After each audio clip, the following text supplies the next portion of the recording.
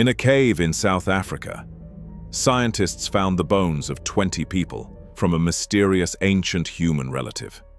They ran a new test on every single one. All 20 came back female. So, where were the males? To understand why that is so strange, you have to go back to how this all began.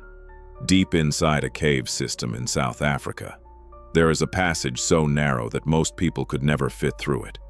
To reach what lies beyond it, you would have to turn sideways, squeeze through solid rock, and climb down into near total darkness.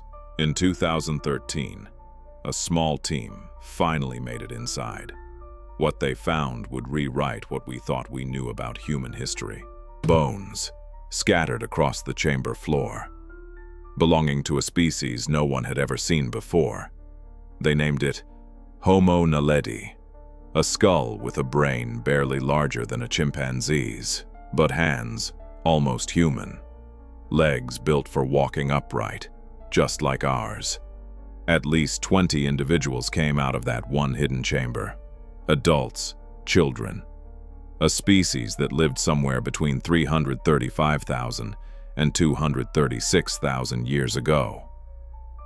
For over a decade, one question sat there, unanswered. Who were these 20 people? Then, in 2026, a new test made the mystery even stranger. DNA.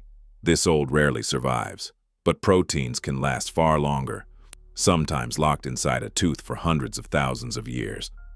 So a team led by scientist Professor Flint extracted tiny protein fragments from 23 teeth, representing at least 20 individuals. They were searching for one specific marker, a protein called amylogenin Y, found only in biological males. They tested every tooth. No male marker detected, not on a single one. Statistically, if 20 individuals ended up in that chamber completely at random, the odds of every one of them appearing female are close to 1 in a million. So, where were the males? Lee Berger, the scientist who first discovered this species back in 2013, says his team was genuinely surprised. His leading theory is something called sex-biased mortuary practice. In plain language, someone may have chosen, deliberately, to place only female remains in this one chamber. If true, it could become one of the oldest known signs of sex-specific mortuary behavior outside modern humans. But other scientists urge caution. There are real alternative explanations on the table.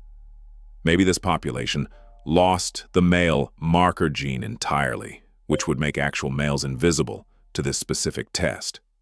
Or maybe it is a strange effect of how these remains were preserved or recovered over time.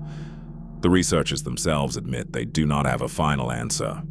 Not yet. More teeth, more tests, and more fieldwork are already underway. And there is one more detail from this discovery that is hard to ignore. Back in 2013, the passage into this chamber was so narrow that most of the male scientists on the project could not fit through it. So the team that first squeezed down into the dark to recover these bones was made up almost entirely of women. Years later, the bones those women pulled out of the dark turned out to be women too. Lee Berger has called it one of the strange, quiet ironies of the whole discovery.